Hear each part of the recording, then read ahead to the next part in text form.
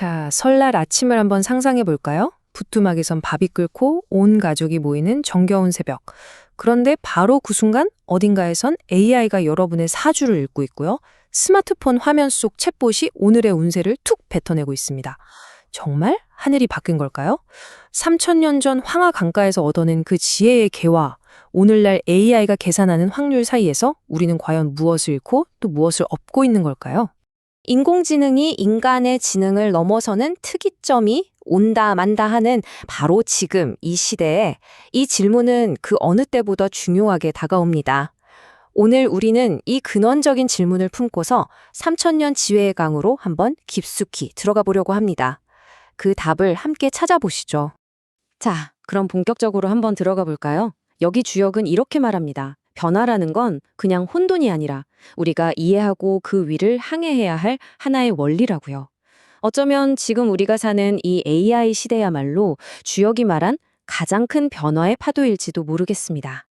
오늘 우리의 여정은 이렇습니다. 먼저 주역으로 변화의 원리를 살피고요.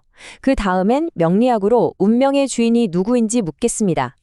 그리고 이걸 종합해서 변화하는 세상을 위한 전략을 세워본 뒤에 마지막으로 새해를 위한 3가지 선물을 챙겨가도록 하죠. 자, 그럼 첫 번째 여정부터 시작하겠습니다. 변화 그 자체의 본질을 꿰뚫는 통찰을 얻기 위해서 주역의 세계로 함께 들어가 보시죠. 여기서 정말 흥미로운 지점이 있어요. AI의 기본 원리인 이진법이 사실 주역의 음과 양, 그러니까 0과 1에서 영감을 받았다는 거 아세요? 어떻게 보면 AI는 주역의 형식을 물려받은 후예인 셈이죠. 하지만 그 속을 들여다보면 핵심 철학은 완전히 다릅니다. AI는 과거 데이터를 가지고 무엇이 일어날지 그 확률을 계산하지만 주역은 그 현상 뒤에 숨어있는 왜를 묻거든요. 바로 이 차이가 인간의 고유한 영역을 만들어냅니다. 그래서 핵심은 바로 이겁니다. 맥락과 타이밍.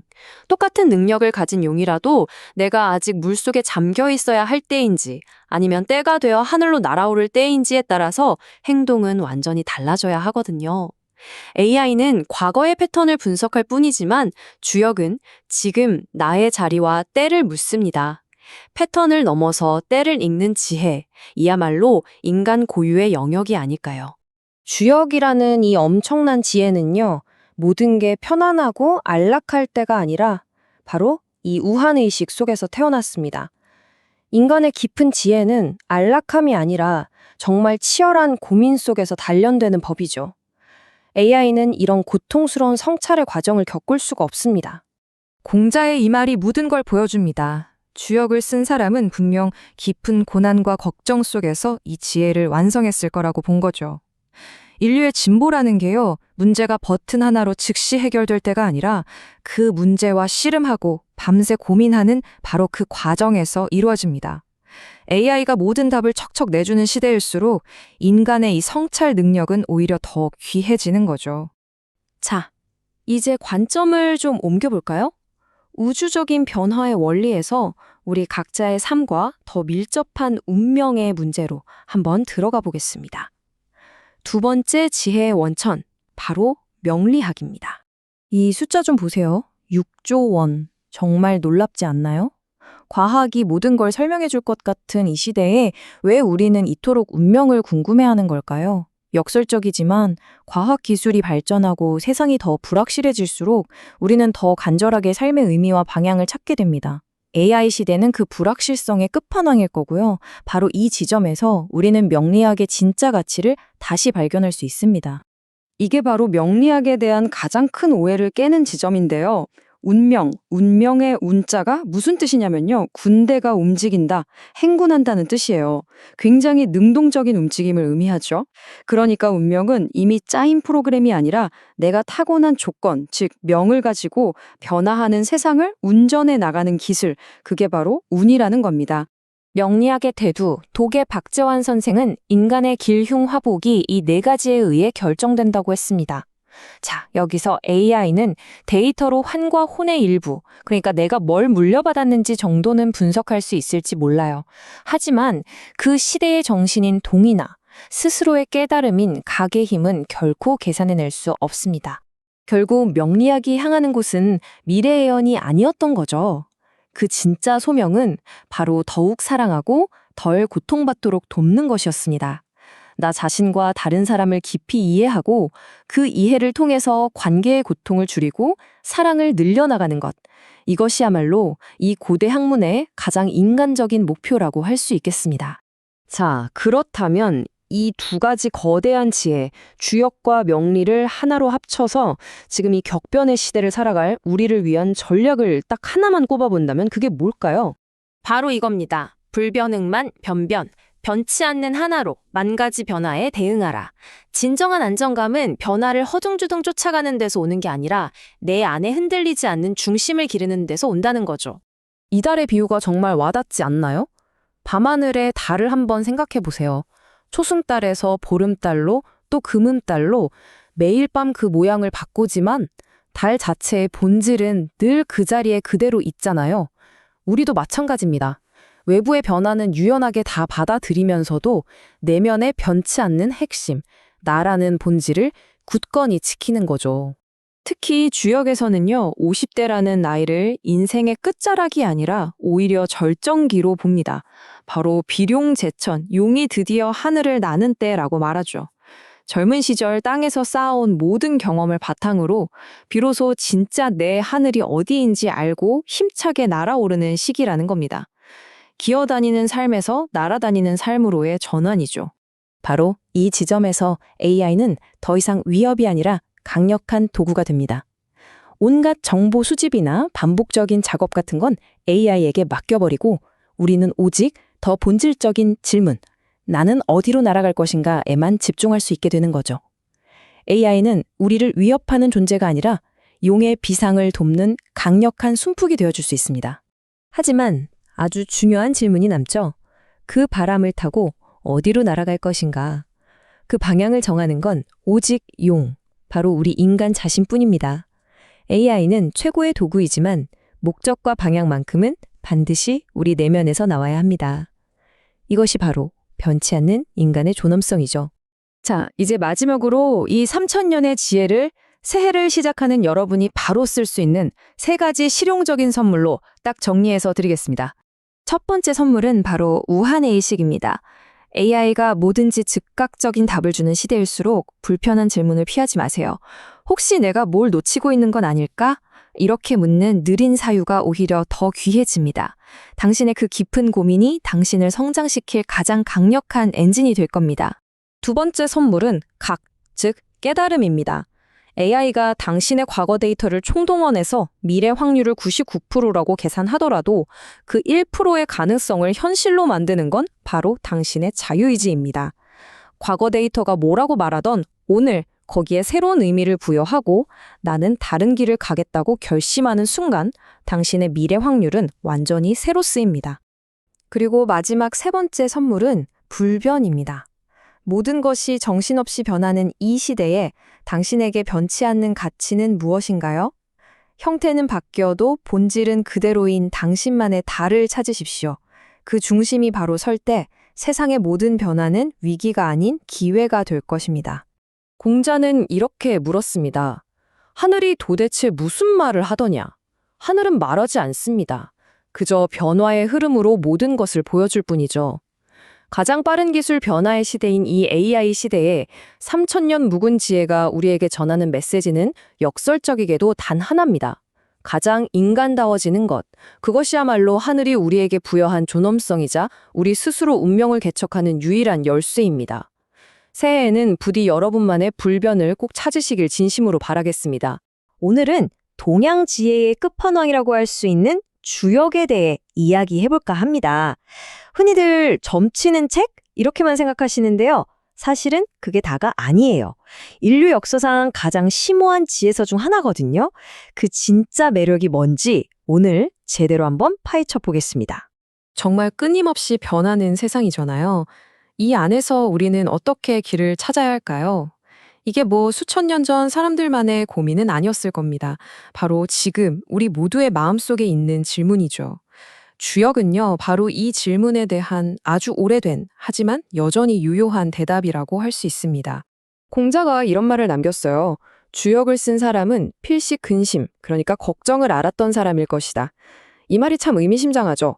주역의 지혜가 그냥 평온하고 좋은 시절에 나온 게 아니라 정말 힘든 고난 속에서 피어났다는 뜻이니까요. 옛 현인들은 이걸 우환의식이라고 불렀습니다.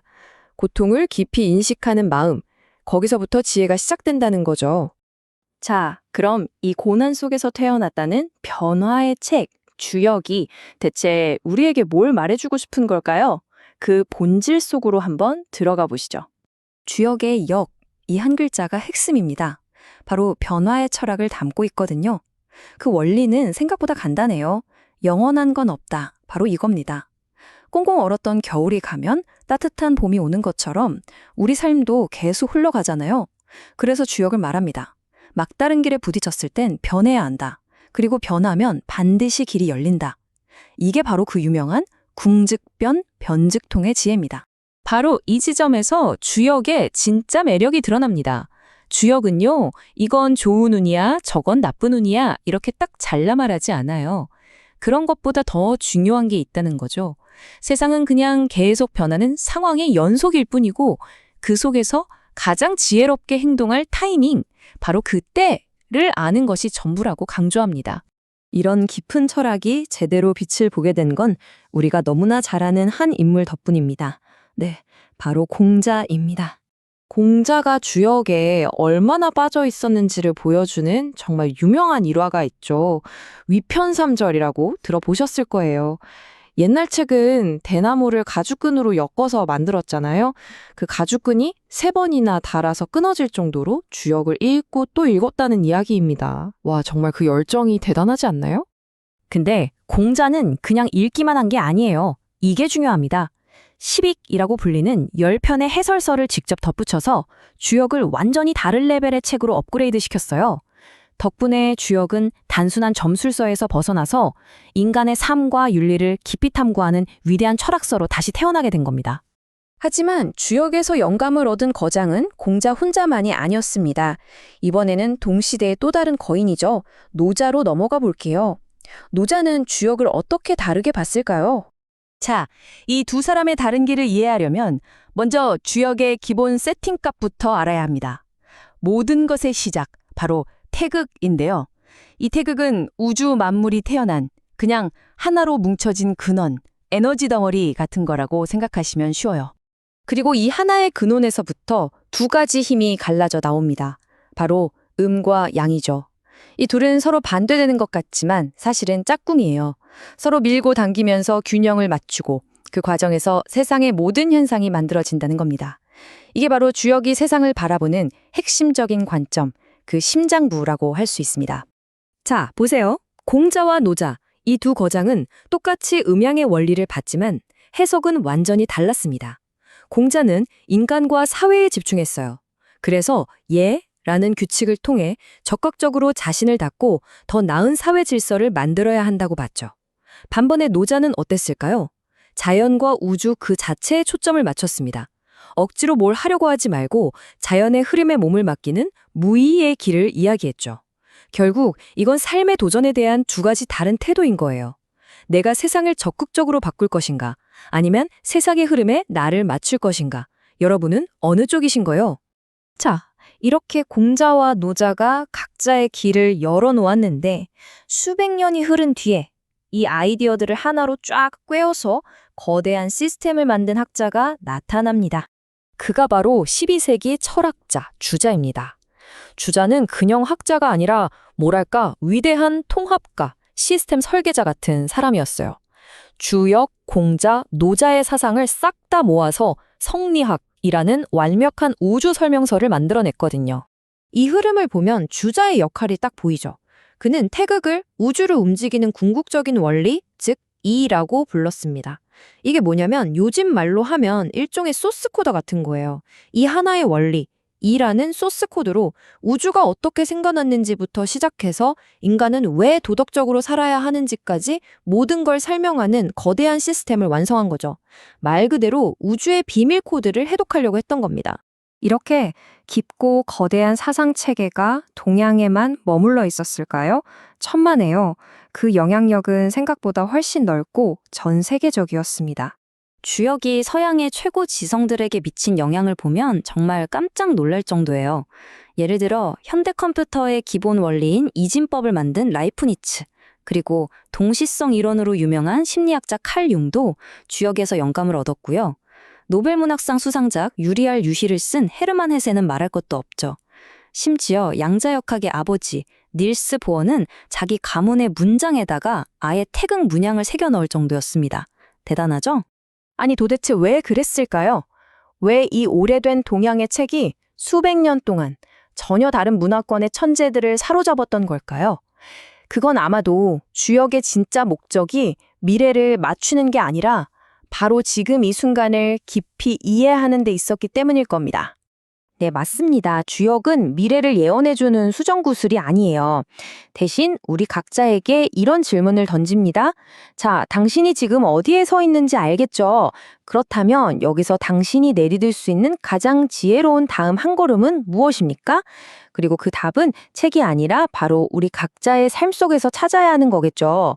3000년 묵은 동양의 지혜가 최첨단 인공지능을 이기는 전략이 될 수 있다면 믿어지시나요? 오늘 이 자료 분석에서는요, 고대 철학인 주역과 명리학을 가지고 이 복잡한 AI 시대를 항해하는 나침판으로 삼는 아주 구체적인 방법을 함께 알아보려고 합니다. 요즘 AI가 사주도 봐주고 챗봇이 어디에 투자하라고 추천까지 해주는 시대잖아요. 기술이 이제 운명의 영역까지 넘보는 지금 우리는 이런 근본적인 질문을 던지게 되죠. 이 거대한 기술의 파도 속에서 세상이 돌아가는 근본 원리, 그러니까 하늘의 이치까지 정말 바뀐 걸까요? 그런데 이 질문에 대한 답이 놀랍게도 3000년 전의 지혜, 바로 주역에 담겨 있습니다. 주역의 핵심은 절대 변하지 않는다가 아니에요.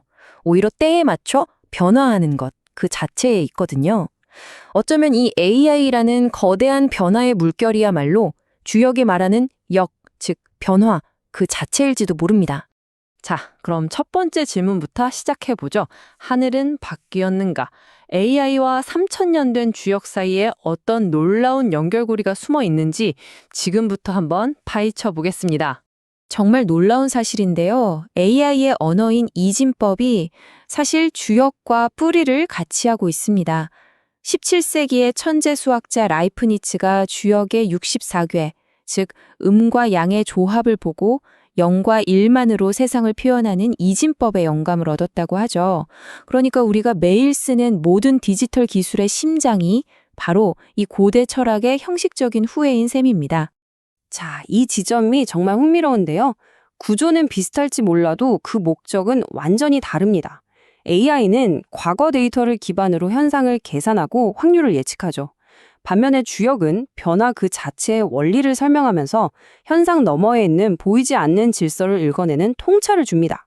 그렇다면 AI가 아무리 계산하고 또 계산해도 절대로 따라올 수 없는 우리 인간 고유의 영역은 과연 무엇일까요? 바로 이 지점이 AI 시대를 살아가는 우리에게 가장 강력한 무기가 될 겁니다. AI는 유능한 분석과 같아요. 데이터를 보니 이 주식이 오를 확률은 70%입니다. 이렇게 확률을 알려주죠. 하지만 인간의 지혜, 특히 주역은 뛰어난 전략가처럼 묻습니다. 그래서 지금 나의 위치는 어디이며 나아가야 할 때인가? 아니면 물러서야 할 때인가? 이 타이밍에 대한 감각이야말로 AI가 흉내낼 수 없는 핵심 영역이죠. 이 슬라이드가 AI의 한계를 아주 명확하게 보여줍니다. 명리학의 대가이신 독일 박재환 선생에 따르면 운명은 4가지 기둥으로 결정된대요. AI는 데이터로 만들 수 있는 것, 즉 태어난 정보인 환과 가족 환경인 호는 분석할 수 있어요. 하지만 데이터로 잡히지 않는 시대의 거대한 흐름, 즉 동과 무엇보다 중요한 개인의 깨달음과 자유의지인 각은 절대로 계상해낼 수 없는 영역이라는 겁니다. AI가 너무 쉽게 답을 주니까 우리는 점점 질문하고 고민하는 능력을 잃어버릴지도 몰라요. 하지만 주역은 말합니다. 주나라 문왕이 감옥에 갇혔을 때처럼 인간의 위대한 통찰은 편안함이 아니라 우한의식, 즉 깊은 근심 속에서 태어난다고요. 바로 이 성찰하는 능력이 우리의 가장 소중한 자산이 되는 거죠. 자, 그럼 이제부터가 진짜 중요합니다. 이 고대의 지혜를 AI 시대를 헤쳐나갈 실질적인 전략으로 우리가 실제로 어떻게 써먹을 수 있을까요? 세 번째 장에서 그 구체적인 방법을 알아보겠습니다. 핵심 비유는 바로 이겁니다. AI는 우리를 하늘로 띄워주는 아주 강력한 바람이라고 한번 생각해 보세요. 바람은 엄청난 속도와 힘을 주지만 그 바람이 우리를 어디로 데려갈지 결정하진 않잖아요? 방향을 정하는 운전대는 오직 바로 여러분 손에 달려있다는 거죠. 핵심 전략은 AI를 대체제가 아니라 아주 유용한 보조도구로 활용하는 겁니다. 크게 3단계로 나눠볼 수 있어요. 첫째, 파트너를 찾을 때 AI로 조건에 맞는 사람을 쫙 검색할 수 있죠. 하지만 그 사람의 마음을 얻는 인간적인 교감은 오롯이 당신의 몫입니다. 둘째, 의사결정을 할 때 AI로 데이터를 분석하되 나아갈지 물러설지 최종 판단은 당신의 직관을 따르는 겁니다. 마지막으로 성공을 관리할 때 AI가 더 큰 성공 확률을 보여줘도 주역의 항용유예라는 지혜를 기억해야 합니다. 이게 뭐냐면 너무 높이 올라간 용은 후회할 일이 생긴다. 즉 과역을 부리지 말고 멈춰야 할 때를 알라는 거죠. 자, 이제 AI가 절대로 복제할 수 없는 인간 고유의 기술, 바로 데이터 너머의 조짐을 읽는 법에 대해 좀 더 깊이 들어가 볼게요. 주역에서는 이 기술을 기미를 아는 것이라고 말합니다. 기미라는 건 어떤 일이 딱 터지기 전에 나타나는 아주 미세한 신호, 징조를 뜻해요. AI가 빅데이터를 분석한다면 우리는 눈에 보이지 않는 이 스몰 데이터, 즉 기미를 통해 데이터가 포착하지 못하는 맥락을 읽어내는 겁니다. 그럼 이 기미는 어떻게 읽을 수 있을까요? 크게 4가지 방법이 있습니다. 첫째, 사람을 통해서입니다. 말 너머의 표정이나 침묵 같은 비언어적 신호를 관찰하는 거죠. 둘째, 시간의 흐름을 보는 거예요. 내 인생의 큰 흐름과 단기적인 운이 조화로운지 살피는 겁니다. 셋째, 상황의 패턴을 파악하는 겁니다. 요즘 일이 나에게 유리하게 술술 풀리는지 아니면 자꾸 꼬이는지를 아는 거죠. 마지막으로 내 마음의 소리를 듣는 겁니다. 이성적으로는 다 맞아도 왠지 모르게 마음이 불편할 때 있잖아요. 그 직관의 신호를 무시하면 안 된다는 겁니다. 구체적인 예를 한번 들어볼까요? 자, 상상해보세요. AI가 온갖 데이터를 다 돌려보고 지금이 투자 최적기입니다 하고 강력하게 추천해요. 그런데 명리학으로 본 당신의 운이 올해가 하필 즉 기존의 것과 부딪히고 깨지는 해라면 어떨까요? 그건 움직일 때가 아니라 오히려 멈춰서 내실을 다져야 한다는 강력한 기미일 수 있습니다. 이것이 바로 데이터만으로는 절대 알 수 없는 나만의 타이밍을 읽는 지혜인 거죠. 자, 이제 마지막 결론입니다. 시대가 아무리 바뀌고 기술이 발전해도 결국 힘과 기회의 궁극적인 원천은 변하지 않거든요. AI는 수많은 정보를 우리에게 가져다 줄 수 있습니다. 하지만 진짜의 기회, 우리가 흔히 말하는 운은 결국 사람을 통해서 들어옵니다. 계산은 기계에게 맡기세요. 하지만 사람의 마음을 얻고 신뢰를 쌓는 이 연결이야말로 우리 인간만이 할 수 있는 가장 중요한 일입니다. 결국 이 AI 시대에 살아남는 가장 강력한 생존 무기는 역설적으로 들릴지 모르겠지만 가장 인간다워지는 것, 바로 이겁니다. 기술이 절대 우리에게서 앗아갈 수 없는 최고의 경쟁력이죠. AI라는 정말 강력한 바람이 불어오고 있습니다. 하지만 여러분은 그저 바람에 실려가는 존재가 아닙니다. 여러분은 운전자입니다. 지금 여러 번 각자의 운전대는 과연 어디를 향하고 있나요? 한번 진지하게 스스로에게 물어볼 시간입니다.